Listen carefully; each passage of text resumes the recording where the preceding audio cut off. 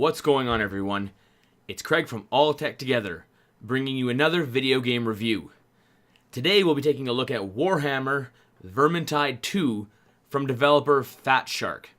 This game is currently on Steam for $33.99 Canadian for the regular versions and $51.49 for the collector's edition. Vermintide 2 is slated for a console release, but I was unable to find anything more than a 2018 release date. Before I get into the review, however, I just want to let you know that when this channel hits 100 subscribers, I'm giving away a $50 Amazon gift card, so hit that subscribe button and leave a comment to enter. As always, let's start with what you see. Vermintide 2 is first and foremost a fantasy-driven title, and as such should throw the player into another world where they can be someone different. Graphically, Vermintide 2 really hits the mark. The level design is downright wonderful. The levels, although somewhat linear, still have a grand feel to them that allows your team to split up or stay together. The more urban locations are full of houses and corridors that create a very entertaining battle situation, where the more rural areas have wide open fields that allow the team to spread out and use some ranged attacks. It should be mentioned that all the levels do have both styles of gameplay in them, so it keeps levels from stagnating, and they're always interesting. There are 5 main characters in the title, and Fat Shark did them justice as well. The dwarf swings his hammer with purpose, really making the player feel like you are trying to hit a home run with a rat's head. The elf character draws the bow back slow and steady, ready to skewer an enemy at range. All the attacks feel weighty and deliberate, driving the player into a need for battle. Enemy animation is also on point. The Skaven hordes that you encounter move as I would assume giant rat people would. Some running at you with full tilt with the business end of a spear, to others sitting back and letting loose with a barrage of bullets from what the game calls a rattling gun. The second enemy group in the game are called the Chaos Warriors, and just like the Skavens, look very well done.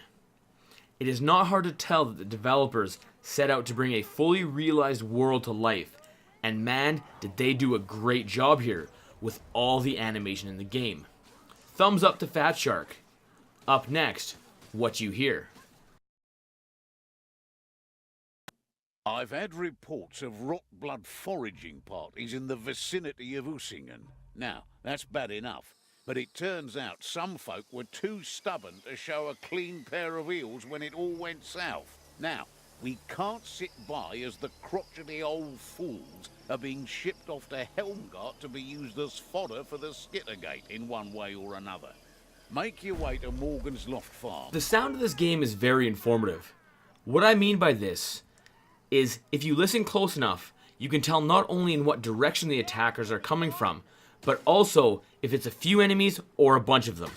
The growls from enemies as well as the individual sounds of their weapons are great. When fighting some of the larger, more difficult enemies, the sound lends itself as sort of a defense strategy, in that you don't have to be looking at the villain to know that he is setting the room on fire, and you probably shouldn't enter just yet. As I stated earlier, the weight of the weapons feels really good, and then couple that with the brilliant sound of steel cutting into flesh. It sounds very satisfying. Every sword slash gave me a giddy feeling of destruction that few games have ever given me.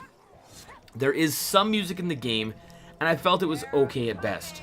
To me, it was generic fantasy music with the typical strings and drums instruments that just didn't feel as grand as everything else in this title. To be clear, I'm not saying that the music was bad, but rather it was just so-so. The voice acting is also sort of a hit and miss. The intro to every level has a sort of narrator, giving a bit of backstory, which I found to be good for what it was. The characters also have voices, but are only really used during gameplay with little one-line quips. I did find that the voices match the characters, but man, after 100th time of hearing the same line of dialogue, I could feel it getting on my nerves. I definitely would say that the sound is passable as a whole, but not largely memorable. Up next, what you feel. This game is steeped in the lore of Warhammer universe, but by no means do you require previous knowledge of the world to enjoy this game. The game starts you off escaping a Skaven prison, and this acts as the game's tutorial and a glimpse of what is to come. Once done that, you are then allowed to pick what character you wish to play. There are 5 characters in total, and each one has 3 different jobs that will change the way they play. This does lead to a lot of customization when coupled with the character's special skill trees. Each character is different, which is nice. So multiple playthroughs won't be entirely the same, which is also very, very good. After character creation, you are thrown into a hub world of sorts, where you can open up chests to collect loot and choose what you want to do. Single player matches you up with 3 bots that do a serviceable job at defending themselves. But during my playtime, I found them to be lacking. More than once, I was outnumbered and outgunned and having my insides turned into my outsides by a group of enemies, when a computer player would run in and instead of fighting, would just crouch down and try to heal me. This was frustrating to say the least. I realize they do this because the AI wants to keep you alive so you can keep playing. But they should thin the herd first, then try to heal. Multiplayer with friends is the way to go in this game, and is by far the most entertaining. You can also play with random people online, so I'll talk about them kind of both at the same time.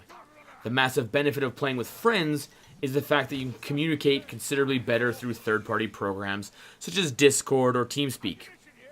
You can talk with others online, but the chat isn't the best, and let's be honest, there's always that one person screaming into the mic, so that's kind of crappy. Another massive benefit to playing with friends is this game relies heavily on teamwork. Items found in the levels are not shared, nor do they respawn, so letting the right person grab it is essential. With random people, you always run the risk of another player grabbing a health potion after they just used theirs. Meanwhile, you are standing there with like 10% of your life left. These problems are not with all random people, as I did have a few games where there was a fair amount of teamwork, but the chances of poor matchups is still there. What else really helps this game in the replayability category is enemy placement. No longer are the scum of the underworld put in the same places all the time, but rather every time you enter a level, the stage is set a bit different. There are some places where a large enemy will always spawn, but the smaller ones change position and numbers, as well as types, to really make the players stay on their toes. The only real downside to this title is one that not everyone may have.